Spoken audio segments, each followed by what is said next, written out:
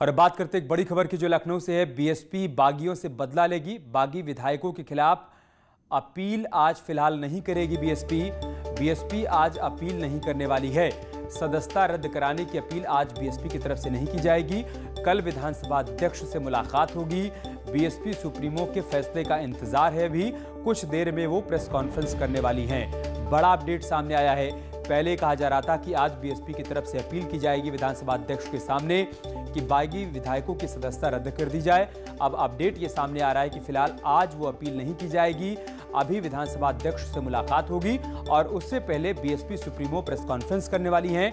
जिसमें स्थिति स्पष्ट हो जाएगी कि पार्टी का क्या स्टैंड है इन 7 बागी विधायकों को लेकर। इसके बाद अब पार्टी कल विधानसभा अध्यक्ष से मुलाकात के बाद अपील कर सकती है इन बागी विधायकों की सदस्यता को रद्द करने को लेकर। बड़ी खबर हम आपको बता रहे हैं, राज्यसभा चुनाव से ठीक पहले बीएसपी में जो बगावत हुई है, अब पार्टी ने उसका बदला लेने की तैयारी की है। लेकिन फिलहाल आज विधानसभा अध्यक्ष के सामने अपील नहीं की जाएगी। इन विधायकों की सदस्यता रद्द करने के लिए यह अपील कल की जा सकती है या फिर आज बीएसपी प्रमुख मायावती साफ कर देंगी कि पार्टी का क्या स्टैंड है। उधर बीएसपी नेता सतीश चंद्र मिश्रा ने बागी विधायकों के उन सभी आरोपों को खारिज कर दिया है जिसमें विधायकों ने अपने हस्ताक्षर फर्जी बताए थे। हमारे साथ प्रेस में भी पीछे साथ में खड़े थे, उन्होंने नामांकन। प्रमुख मायावती इस वक्त प्रेस कॉन्फ्रेंस कर रही हैं। हम सीधे आपको वहीं पर लेकर चलते हैं। कमजोर व उपेक्षित वर्गों की कृपा से ये पार्टी उस समय अपने इस षड्यंत्र में कामयाब नहीं हो सकी। इसके साथ ही इन्होंने उस समय अपनी सरकार को बचाने के लिए बीएसपी के विधायकों के साथ की गई मारपीट व उनका किया गया अपहरण आदि, ये सब किसी से छिपा नहीं है। लेकिन फिर इनकी ऐसा करने से हुआ क्या बाद में, लेकिन फिर इनकी इस गुंडागर्दी से इनकी सरकार चली गई थी और बीएसपी की फिर सरकार बन गई थी।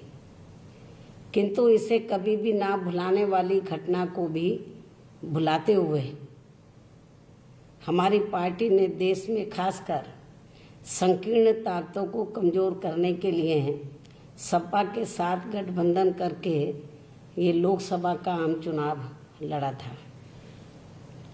जिसमें इनके परिवार की आपसी लड़ाई की वजह से इनको इस चुनाव में इस बने गठबंधन का ज़्यादा लाभ नहीं मिल सका। ये बात किसी से छिपी नहीं है। और फिर ये चुनाव खत्म होने के बाद इन्होंने मेरे कई बार टेलीफोन करने के बावजूद भी कोई जवाब लौटकर मुझे नहीं दिया। तब फिर हमें मजबूरी में इनसे अलग होकर चलने का फैसला लेना पड़ा। इसके साथ साथ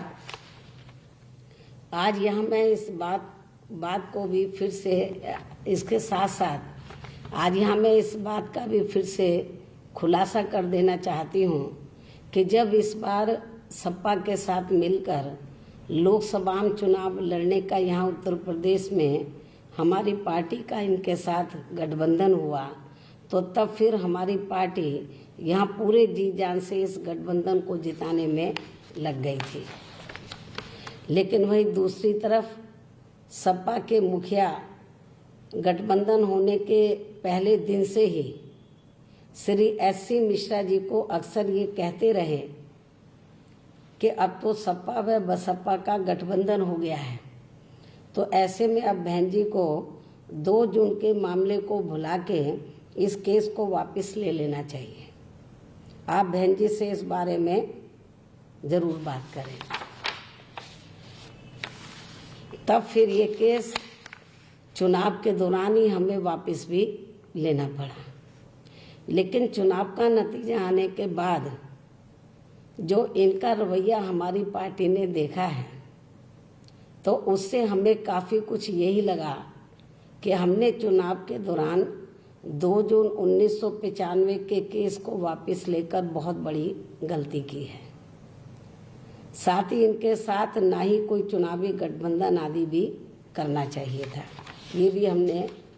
थोड़ा गलत फैसला ले लिया जल्दबाजी में। हालांकि इसको आप जल्दबाजी नहीं कह सकते, लेकिन थोड़ा हम डीपली यदि सोचते तो शायद हम ये डिसीजन नहीं लेते, लेकिन हमने ये सोचा कि ये 2 जून की घटना को हमने किनारे करते हुए तो हमने देश और जनहित में सांप्रदायिक ताकतों को या संकीर्ण ताकतों को कमज़ोर करने के लिए हमने यूपी में ये फैसला लिया। इसके बाद लेकिन इनका जो रवैया था, तो ये तो आपको मैंने बताया 2 जून 1995 वाले मामले को, तो उस समय भी इनका दलित विरोधी रवैया था। तो और चुनाव पे ध्यान देने की बजाय केस वापस लेने के लिए मिश्रा जी को कहते रहे कि बहन जी को बोलो केस वापस ले लें, लेकिन ये भी सब हो गया। इसके बाद इनका एक और दलित विरोधी चेहरा हमें कल राज्यसभा के पर्चों के जांच के दौरान भी देखने के लिए मिला है, जिसमें इनको सफलता नहीं मिलने पर खिसियानी बिल्ली खम्मा नोचे की तरह अब ये पार्टी जबरदस्ती बीएसपी पर बीजेपी के साथ सांठगांठ करके ये चुनाव लड़ने का गलत आरोप लगा रही है, जिसमें रत्ती भर भी सच्चाई नहीं है। जबकि इस मामले में सच्चाई तो ये है जो आज मैं मीडिया के माध्यम से खासकर उत्तर प्रदेश की जनता को और पूरे देशवासियों को ये बताना चाहती हूँ कि जबकि इस मामले में सच्चाई तो ये है कि जब यहाँ उत्तर प्रदेश में राज्यसभा के लिए अधिसूचना जारी हुई, जिसके तहत सबसे पहले वह अकेले ही श्री राम गोपाल यादव ने सपा की ओर से अपना पर्चा दाखिल किया, तो तब फिर इसके बाद श्री मिश्रा जी ने मुझसे ये कहा कि बहन जी सपा ने अपना केवल एक ही पर्चा दाखिल कराया है,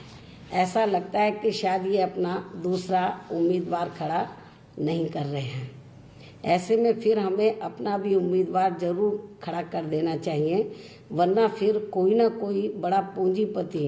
हमारे भी विधायकों की खरीद फरोख्त करके ये चुनाव जीत जाएगा। और इस संबंध में यहाँ मैं ये भी बताना चाहती हूँ कि राज्यसभा के लिए अपना प्रत्याशी उतारने से पूर्व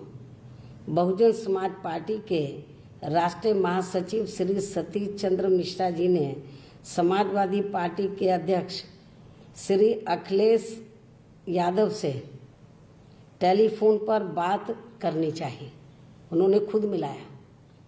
टेलीफोन पर बात करनी चाहिए, परंतु जब उनका फोन नहीं उठा,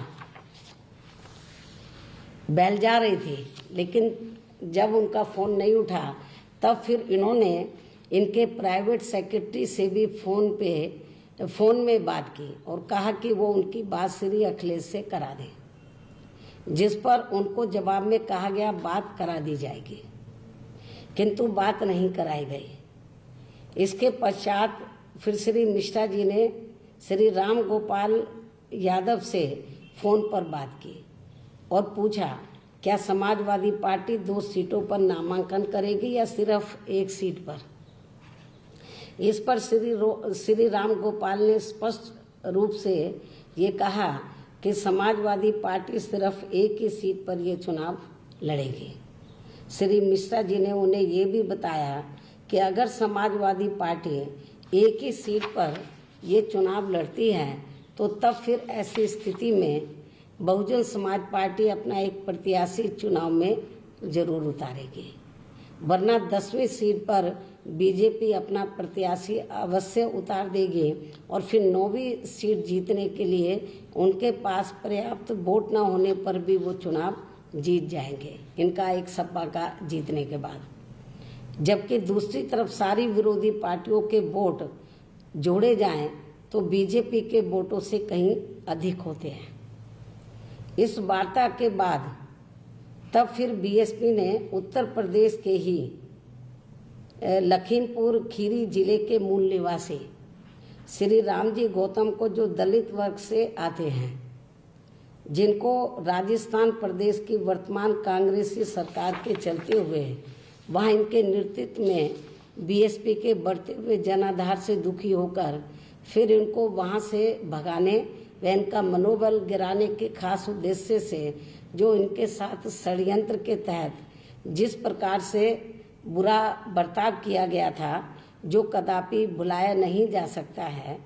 जिससे कांग्रेस पार्टी की भी इस दलित विरोधी हरकत से पूरे देश के दलित समाज के लोग काफ़ी आक्रोशित हुए। इनको फिर इनकी पार्टी के प्रति समर्पण व ईमानदारी आदि को खास ध्यान में रखकर इस चुनाव में पार्टी ने खड़ा करने का फैसला लिया। परंतु कांग्रेस की तरह सपा ने भी अपनी दलित विरोधी मानसिकता के तहत अपनी इस बात से कि हम दूसरा उम्मीदवार खड़ा नहीं करेंगे उससे मुकरते हुए बीएसपी के इस उम्मीदवार का विरोध करने के लिए एक षड्यंत्रकारी चाल के चलते हुए नामांकन के आखिरी कुछ ही मिनटों में या घंटों में कुछ ही मिनटों में एक निर्दलीय उम्मीदवार को पर्चा भरवाने का काम किया और उसके पश्चात दिनांक 28/10/2020 को नामांकन पर्चे की जांच के समय बहुजन समाज पार्टी के 4 विधायकों की खरीद फरोख्त करके उनसे ये झूठा हलफनामा दिलवाया कि उन्होंने बहुजन समाज पार्टी के नामांकन पत्र में अपने हस्ताक्षर नहीं किए थे, जबकि इन सभी विधायकों ने दिनांक 26/10/2020 को श्री रामजी गौतम के नामांकन पत्र में हस्ताक्षर किए थे और पर्चा दाखिले के समय में भी वे स्वयं मौजूद थे। और फिर जांच उपरांत इन विधायकों का ये कथन असत्य एवं झूठा पाया गया तथा बहुजन समाज पार्टी के प्रत्याशी का पर्चा सही पाया गया, वैध पाया गया और फिर समाजवादी पार्टी द्वारा समर्थित निर्दलीय उम्मीदवार का भराया गया पर्चा कई गंभीर त्रुटियों की वजह से खारिज हो गया। अर्थात इनको हराने के लिए सपा ने, हमारे कैंडिडेट को हराने के लिए सपा ने अपने विधायकों के समर्थन से एक उद्योगपति से पर्चा दाखिल करा दिया और फिर आम चर्चा के मुताबिक जिनके धन से वह आगे टिकट देने के लालच से मीडिया के अनुसार बीएसपी के इनको मिलाकर 7 विधायकों को तोड़ा गया, जिसमें फिर भी इन्हें इस उद्योगपति को राज्यसभा में भेजने के लिए सफलता नहीं मिल पाई और अब इससे दुखी होकर ये पार्टी बीएसपी पर बीजेपी के साथ सांठगांठ करके ये चुनाव जीतने का गलत व बेबुनियाद जबरदस्ती के आरोप लगा रही है। किंतु इनकी ये घिनौनी हरकत अब इस पार्टी को आगे चलकर कभी भी भारी पड़ सकती है और इस मामले में आज हमारी पार्टी एडवांस में ही ये ऐलान कर देना चाहती है कि आगे चलकर जल्दी ही इस बार जब यहाँ एमएलसी के चुनाव होंगे, क्योंकि इसके बाद एमएलसी के होंगे, आगे चलकर जल्दी ही जब यहाँ जल्दी मतलब समय से, अब समय कम रह गया, इस बार जब यहाँ एमएलसी के चुनाव होंगे तो तब फिर बीएसपी कल की घटना का जैसे को तैसा जवाब देने के लिए अर्थात सपा के दूसरे खड़े किए जाने वाले उम्मीदवार को हराने के लिए, एक तो उनका आराम से बन जाएगा, दूसरा ही खड़ा करेंगे, अर्थात सपा के दूसरे खड़े किए जाने वाले उम्मीदवार को हराने के लिए अपनी पूरी ताकत लगा देगी बीएसपी जो है। और इसके लिए चाहे पार्टी के विधायकों को इनके उम्मीदवार को हराने के लिए बीजेपी व अन्य किसी भी विरोधी पार्टी के उम्मीदवार को ही अपना वोट क्यों न देना पड़ जाए तो भी देंगे। अर्थात जो भी पार्टी इनके दूसरे उम्मीदवार को यानी कि सपा के दूसरे उम्मीदवार को हराने के लिए भारी पड़ेगी तो उसे हम अपने विधायकों का वोट जरूर दिलाएंगे। अर्थात सपा के दूसरे उम्मीदवार को अब हमारी पार्टी जरूर एमएलसी का चुनाव हराएगी, जबकि इस मामले में यूपी के लोगों को ये मालूम है, शायद इसे नहीं मालूम है तो इसको भी मैं आज बता देना चाहती हूँ। सपा के मुखिया को, अखिलेश को ये मैं बता देना चाहती हूँ, जबकि इस मामले में यूपी के लोगों को ये मालूम है और सपा के मुखिया को भी ये मालूम होना चाहिए कि सन 2003 में इन्होंने बीएसपी के, जब मैंने खुद गवर्नमेंट छोड़ दी थी तो उसके बाद सन 2003 में इन्होंने बीएसपी के यानी कि सपा ने बीएसपी के 38 एमएलए तोड़कर अपनी सरकार बना ली थी। उसके बाद फिर क्या हुआ सन 2003 के बाद, उसके बाद सन 2007 में विधानसभा के हुए आम चुनाव में इनको फिर प्रदेश की जनता ने सत्ता से बाहर कर दिया और फिर बीएसपी की पूर्ण बहुमत की सरकार बनी। तब इनके पिताजी ने ये गलत कार्य किया था, इनके पिताश्री ने ये गलत कार्य किया था और अब उन्हीं के पद चिन्हों पर चलकर तो ये भी ये गलत कार्य कर रहे हैं और अब इनका भी अपने पिताश्री की तरह ही बुरा हाल होने वाला है अगले ये जो इस बार विधानसभा का आम चुनाव होगा। तथा बीएसपी फिर से अब पूर्ण बहुमत के साथ सत्ता में आसीन हो जाएगी। तो जैसे सन 2007 में वैसे ही पहले भी इनके पिता ने एक गलत काम किया और अभी भी, जबकि उस समय सन 2003 में मान्यवर श्री कांशीराम जी की तबीयत बहुत ज़्यादा खराब थी, वो हॉस्पिटल में एडमिट थे। हमारे विधायक इनके पिताश्री ने तोड़े 38 और अपनी सरकार बना ली तोड़ फोड़ करके। और इतना ही नहीं, मान्यवर श्री कांशीराम जी के छोटे भाई को, उनकी बहनों को खरीद फरोख्त करके पार्टी बनवाई, यूपी में उनकी मीटिंगें करवाई और उसके लिए श्री आर.के. चौधरी को अधिकृत किया, पंजाब में जाना, इधर जाना, केस लड़ना, क्या नहीं कुछ किया, लेकिन हुआ क्या, जनता देख रही थी। और सन 2007 में तो फिर बीएसपी पूर्ण बहुमत के आधार पर सत्ता में आई और समाजवादी पार्टी सत्ता से बाहर हो गई और अब इनका भी यही हाल होने वाला है। इतना ही नहीं बल्कि मीडिया के मुताबिक बीएसपी के जिन 7 विधायकों ने सपा द्वारा निर्दलीय के रूप में खड़े किए गए एक उद्योगपति को उनके धन व सपा के टिकट के लालच में आकर जिस अपनी मूल पार्टी बीएसपी से चुनकर गए थे उसके साथ विश्वासघात किया और अब उन्हें पार्टी विरोधी ऐसे जो जिन्होंने विश्वासघात किया अब उन्हें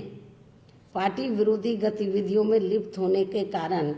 आज तत्काल प्रभाव से पार्टी से निलंबित कर दिया गया है, जिनके नाम चौधरी असलम अली, श्री हरगोविंद भार्गव, मोहम्मद मुस्तफ़ा सिद्दीकी, श्री हाकिम लाल बिंद, मोहम्मद असलम रायनी, श्रीमती सुषमा पटेल व श्रीमती वंदना सिंह है। इसके साथ साथ इनके बारे में पार्टी के सभी पदाधिकारियों को ये भी निर्देशित किया गया है, ये जो 7 विधायक हैं तो इनके बारे में पार्टी के सभी पदाधिकारियों को, छोटे बड़े पदाधिकारियों को ये भी निर्देशित किया गया है कि आज से अब इन विधायकों को पार्टी के किसी भी कार्यक्रम में नहीं बुलाया जाएगा। साथ ही इन सभी को ये भी सूचित किया जाता है कि इनके दूसरी पार्टी में जाते ही इन सभी विधायकों के विरुद्ध दल बदल कानून के तहत इनकी सदस्यता इनके सूचित किया जाता है कि इनके दूसरी पार्टी में जाते ही इन सभी विधायकों के विरुद्ध दल बदल कानून के तहत इनकी सदस्यता खत्म करने की कार्रवाई तुरंत की जाएगी। और या अन्य और भी कोई कारण रहा जिसमें दल बदल कानून का ये उल्लंघन करते हैं, चाहे वो शामिल हो जाए या नहीं भी हो, दल बदल कानून का उल्लंघन करते हैं तो तब भी इनके खिलाफ इस कानून के तहत बीएसपी द्वारा तुरंत कार्रवाई की जाएगी तथा भविष्य में अब इन्हें, ये जो 7 विधायक है, तथा भविष्य में अब इन्हें बीएसपी से कभी भी कोई भी चुनाव नहीं लड़ाया जाएगा। इसके साथ ही जिस जाति, समाज व धर्म के ये विधायक हैं तो उनकी जाति व समाज व धर्म के लोगों को ही अधिकांश उनके विरुद्ध में चुनाव में उतारा जाएगा, इनके विरोध में चुनाव में उतारा जाएगा। लेकिन इसके साथ साथ यहाँ मैं इन विधायकों के मामले में इनके समाज के लोगों को ये भी कहना चाहूँगी कि जिस भी जाति, समाज व धर्म के ये विधायक हैं तो इनके पार्टी विरोधी कार्यों की सजा इनकी समूची जाति, समाज व धर्म के लोगों को नहीं दी जाएगी, बल्कि उन्हें पार्टी में अभी तक की तरह ही आगे भी हर स्तर पर पूरा मौका व आदर सम्मान भी दिया जाएगा। खासकर मुस्लिम समाज के लोगों को आगे भी बढ़ावा देने में पार्टी द्वारा कोई भी कसर नहीं छोड़ी जाएगी। चाहे खासकर कांग्रेस व सपा आदि के लोग इनको बीएसपी से अलग करने के लिए कितने भी घिनौने हथकंडे क्यों ना इस्तेमाल करते रहें। और अब मेरा संक्षेप में यही कहना है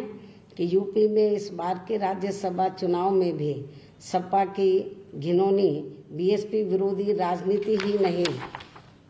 बल्कि इनका घोर दलित विरोधी चेहरा भी खुलकर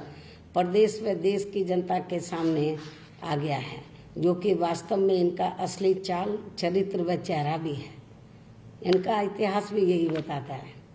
वैसे कुदरती तौर पर बीएसपी के साथ ये बहुत ही अच्छा हुआ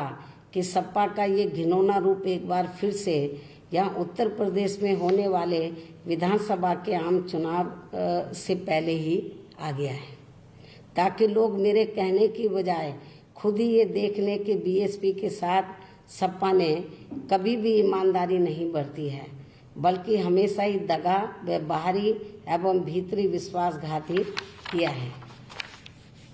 इतना ही नहीं, बल्कि इन्होंने बहुजन समाज में समय समय पर, यानी कि सपा ने, श्री अखिलेश यादव ने, इतना ही नहीं बल्कि इन्होंने बहुजन समाज में समय समय पर जन्मे हमारे महान संतों, गुरुओं व महापुरुषों को भी आदर सम्मान देने की बजाय उनका हर प्रकार से अनादर ही किया है, जिसमें उनके नाम पर बने खासकर नए जिलों व यूनिवर्सिटी आदि का नाम बदलना शामिल है। और ये सब ऐसे सामाजिक व राजनीतिक अपराध हैं जिन्हें ना तो कभी भुलाया जा सकता है और ना ही बीएसपी के आत्मसम्मान व स्वाभिमान से जुड़े लोग कभी भी माफ़ इन्हें कर सकते हैं। इन्हीं जरूरी बातों के साथ ही अब मैं अपनी बात यहीं समाप्त करती हूँ। और आज मैंने कल जो भी कुछ हुआ है उसके बारे में सही तथ्य मैंने मीडिया के माध्यम से खासकर उत्तर प्रदेश की जनता के सामने रखे हैं, पूरे देशवासियों के सामने रखे हैं। और मुझे पूरी उम्मीद है कि कल जो इनकी विफलता हुई है, जो इन्होंने दलित विरोधी जो चेहरा इनका सामने नज़र आया है पूरे देश की जनता को, तो मुझे पूरी उम्मीद है कि सन 2007 की तरह जैसे इन्होंने 3 में हमारे 38 विधायक तोड़े, तो सन 2007 में ये साफ हो गए थे। अब इनका फिर से इनका भी हालत फिर से ऐसी होने वाली है। हमारी पार्टी के कुछ लोगों को जो निकाले हुए हैं, पार्टी के लोग जो पार्टी के कारण निकाले हुए हैं, बीएसपी के रिजेक्टेड लोग हैं जिनको निकाला हुआ है, अब काम कुछ बचा नहीं है। उनको आए दिन प्रेस बुलाकर कि ये है फलाना, ये है, इसने बीएसपी छोड़कर सपा ज्वाइन कर ली है, उनके साथ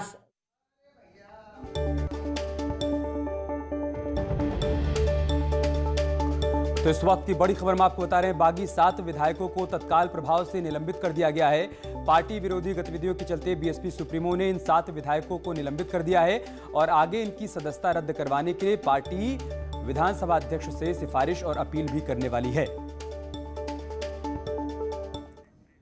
यहां रुक रहे एक छोटे से ब्रेक के लिए, जल्द लौटेंगे कुछ और खबरों के साथ।